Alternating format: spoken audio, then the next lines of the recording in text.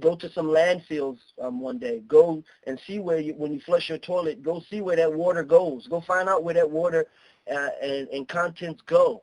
You know, it goes somewhere, and it has to, and it's probably going to end up in the river or in the ocean. You see, and so the young people today see these things, and they're outraged that, you know, the quote-unquote elite or the deep thinkers of our society have let things get to this point.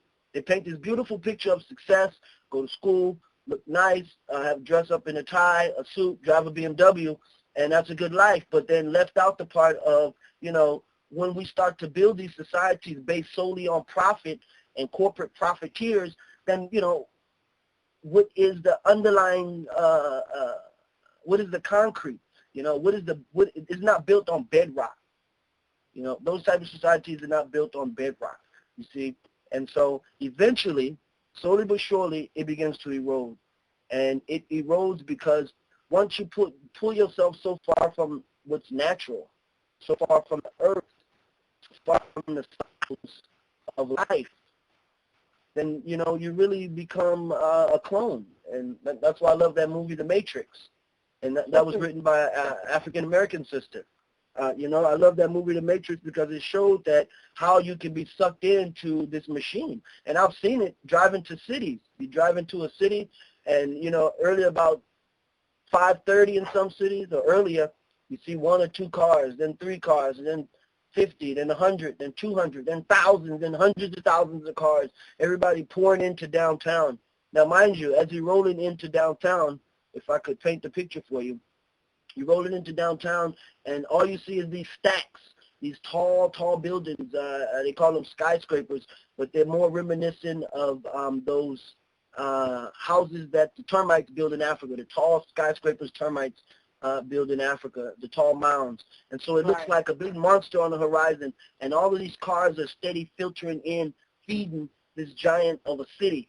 And in the meantime, they're spewing carbon into the air and spilling oil everywhere and the like. But nonetheless, as we get up and see things from above, then we can see that cities, for the most part, are cancerous to us. And we wonder why, how can we find a cure for cancer? Well, one good cure for cancer could be to change lifestyle that we you know, and so much is at stake when you talk about recycling, reusing, and re-energizing, you know. And I'd rather use the term reuse, because lots of times people want to recycle and there's no place to recycle it. A lot of these recycling places to pick up your stuff, and they take it to the landfill, and you'd never know. I remember when I was in New Orleans, project down there, and I found out on the news, ironically, that they were going to stop recycling in the city. Now, you know, they have the Mardi Gras celebration there, and it's a lot of garbage. They pick up a lot of garbage from Mardi Gras, and it's not all recycled. None of it is recycled. All of it is dumped into a landfill because why? The city can't afford it. And what are they going to have to do to afford it? Tax people, you see? And so we really won't be able to change the root underlying factors of society until you get rid of things like money, and you get rid of things like corruption and quote-unquote power, because those are the underlying factors to any change of a society for the better. Even though the society may know they need to change for their own survival, they won't change because the power structure at hand is not built for change. For the most part, it's built for profit. Yeah, exactly. You know, like I said, you know, I had some research this, and that is one of the key things that I did come across on that, is that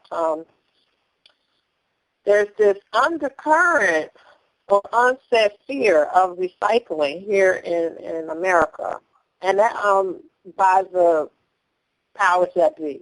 And it's because of the fear of the fact that they're thinking maybe they're going to lose some funds or some money.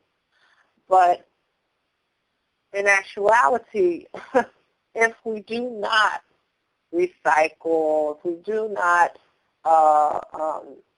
do the things that you were stating that we should do, then it doesn't matter. All that is for naught, because this is our planet. This is it. So Right. again, we have to go back to looking at changing our behaviors and our points of view. You said something else also I'd like you to touch on later, talking about the fact that, we've gotten away from working with the earth. And that is one of the main things that we really need to focus on. And yes, this is a global community project because this is about the world and every citizen on it. And we have to do one of the things that you stated, and that is we have to get out of this concept, this mindset of, well, my people are better than yours, and, we're just going to do things this way. We have to become more global and unified and more of a global family in our working together. But I also want to focus on the fact that the Orisha community, which does very much deal with earth-related practices, has to really start talking about this more. Not everything else. Everything in the Yoruba culture, in the Orisha community, has to deal with nature in some way, shape, form, or fashion, and it's dependent on nature. How do you know that the palm oil you're buying is not being made down there in Brazil, where they went and cut out all of the jungle, all of the polycrops, as they call it, to put in a monocrop of just palm oil trees, whereby they can just grow one crop where nothing else grows in huge swaths of land, because once you grow one crop someplace, it's going to deplete the soil, because the soil needs different plants to replenish and take away and put back. So this soil is not going to be useful in some time. But what is that for? They're doing it so that we all can have our soaps, we can have our makeups, that we can have our candies and our cakes and danishes and all those things that the community. We go and we buy palm oil. We use it for almost every type of food for Orisha and parties, and we also offer it to Orisha doing ritual.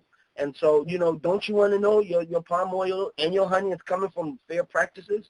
We are a generation of Africans in this country whereby we come from a history of slavery.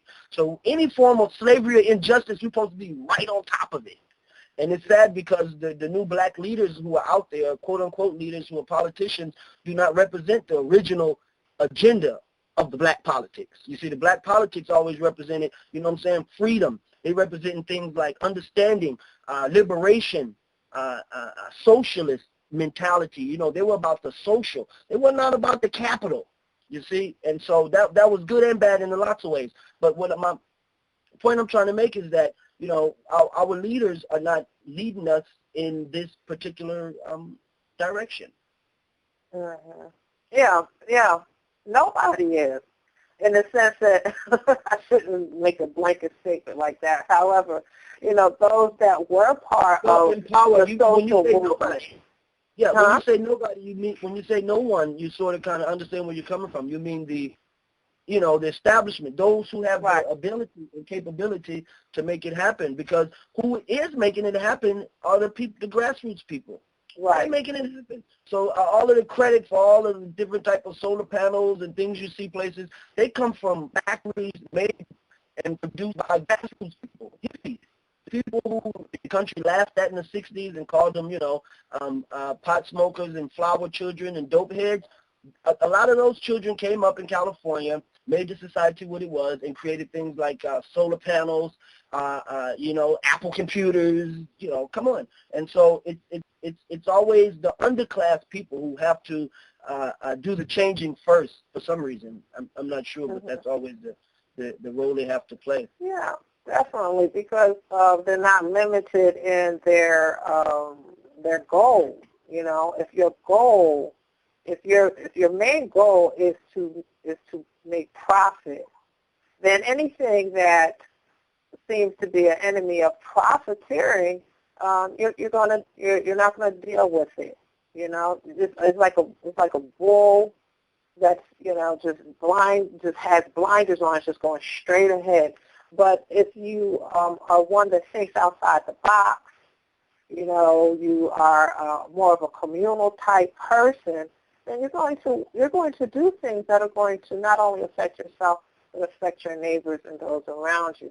And so that's just my take on probably why those that are considered the underground folks or just the common folks, the flower-loving and rainbow people, are the ones that are making these serious changes. We need that. So, right. God, I did not know that palm oil was being made in South America. Yes, that palm oil is being made down there.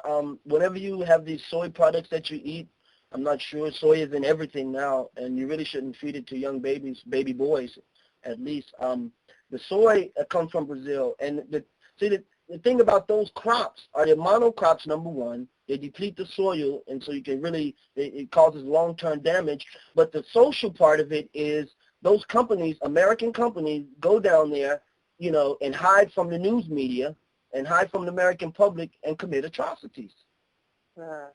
They kill local union leaders because, you need people to work all those large fields. And so they get the local people, but they do the local people in. They treat the local people like African Americans were treated during the sharecropping days. You understand where I'm coming from? I do. Okay, and so if that goes on and we buy into it, buying those products, then we're just as guilty. I was at a rally in Milwaukee not long ago. It was a protest at Trader Joe's, and there was a protest because the tomato pickers in Florida are picking these tomatoes, and they're selling them at Trader Joe's. Trader Joe's gets a good amount of money for the tomatoes, but they do not want to give the workers who are picking them, who, by the way, are the underclass, the low class. They, don't have aspirations of getting rich. They live in a one, 2-bedroom house with many people to each room, and so they don't want that. What these people want is 1 more cent for picking. And I had a chance to see the vigor in the eyes of those grassroots people who do this all the time.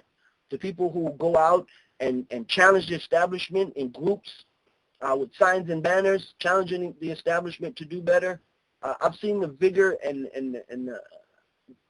the energy in their eyes. They really want it. And that has to develop in a person. It's difficult to go out tomorrow, you hear this radio show or something else, and you say, okay, I'm going out to change the world.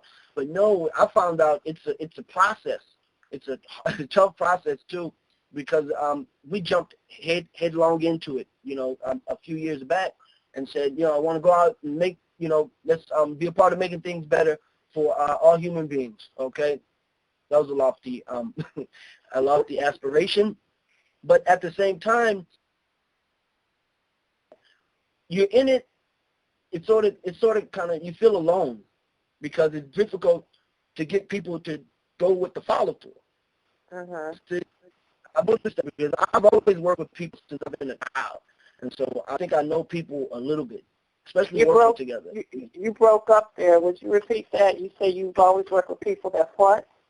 Well, I've always worked with people since I was a child, and so I think I know a bit about working with people. I'm physically working with people, right side by side next to people. And one thing about it is people don't get excited, from a good speech.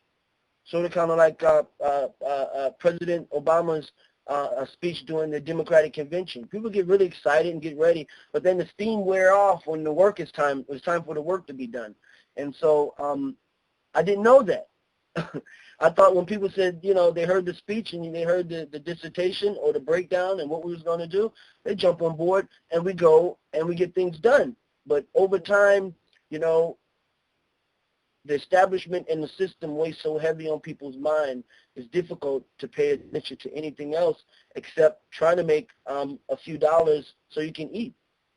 Right. And so in a society where, we're geared towards survival and not prospering, or we're geared towards surviving and not prospering, then, it's very difficult to get these groups together. You really have to have some, that's why I said I see the fire in people's eyes who are out there on the ground level doing these things, because they're not getting any extra money, they're not getting any extra pay. they don't even live for pay. They live to prosper and feel good about themselves and their community.